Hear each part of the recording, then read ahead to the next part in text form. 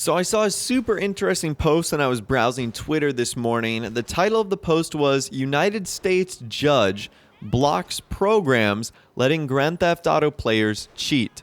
And I was like, I have to read this. This sounds incredibly unique. This report has actually come out today on August 17th, 2018. So very, very new, like literally something that has occurred today. So I'll leave a couple links to articles that have covered this in the description.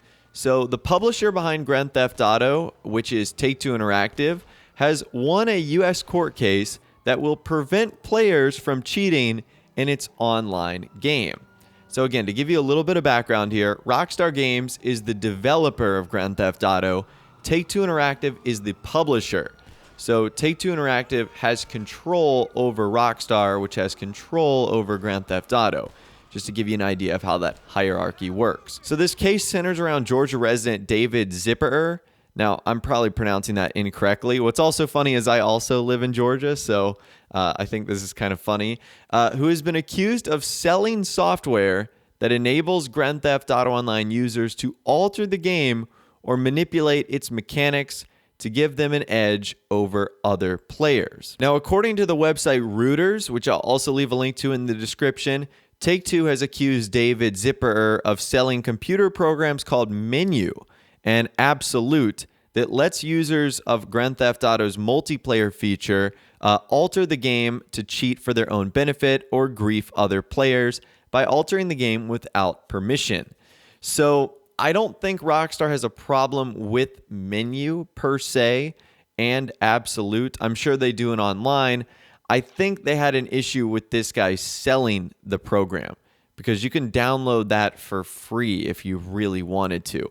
Maybe he's referring to an online version. Then, of course, Rockstar would not be okay with that.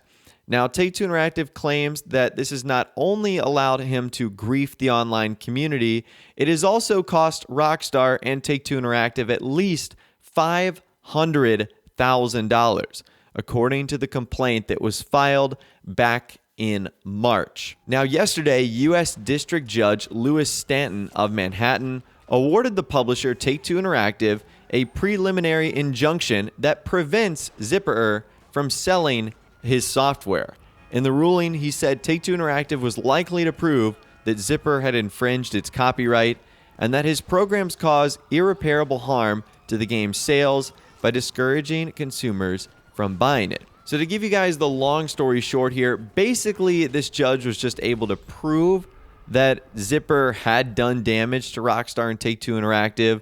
They didn't really have to go into a ton of detail. The two key things he talked about was copyright, which is true, and number two, the fact that he was modding and griefing hurt the game's sales apparently to a degree of $500,000. Now, a couple things about this. Let's start with copyright because this is important. This is something that I have to deal with on an occasion. Take-Two Interactive literally owns all the copyright of Grand Theft Auto. That includes gameplay, that includes Snapmatic screenshots, that includes anything that has to do with the game, mods, etc. So this video, because I'm using Grand Theft Auto 5 gameplay, technically belongs to Take-Two Interactive. So if they wanted to, they could claim it as copyright. They don't, but they could if they really wanted to. Same with other video game developers. That Snapmatic photo that you put on, the Social Club or on Twitter, that doesn't belong to you. That belongs to Take-Two Interactive. You get the idea here. They own all copyright surrounding the game, including this. And also the fact that they were causing harms to the game's sales. I can see that. I mean, I don't want people modding and griefing because of programs they bought.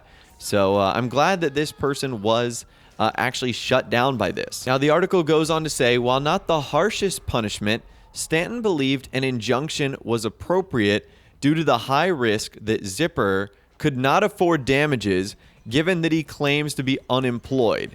He also dismissed an unfair competition claim against Zipperer. How outrageous is that?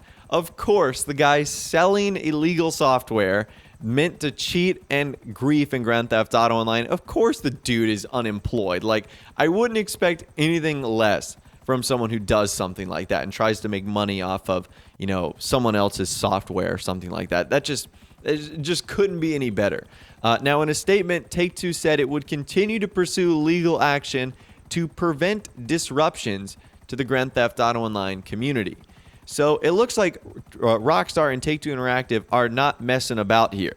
And I think this is a message to other modders and other people that want to sell menus and software that this is something they are not going to tolerate, and they are going to take you to court. And we've seen that in the past with cease and desist letters, and we've seen this here with them like actually taking people to court and suing them. So I will leave a link to that article in the description. Again, I think this is funny, interesting, and crazy at the same time. But I'd love to hear from you guys in the comments down below. Let me know what you think about this situation and more. Do you think the guy selling the software is in the right? Do you think Take-Two Interactive or Rockstar are in the right? Let me know your thoughts, opinions, and more in the comments down below. If you did go on to enjoy this video, though, a like rating would, of course, be awesome. And also subscribe to my YouTube channel if you are new. You like daily GTA 5 videos like this. With all the way, guys, like I said, thanks so much for watching. Take care, and I'll see you guys in the next video.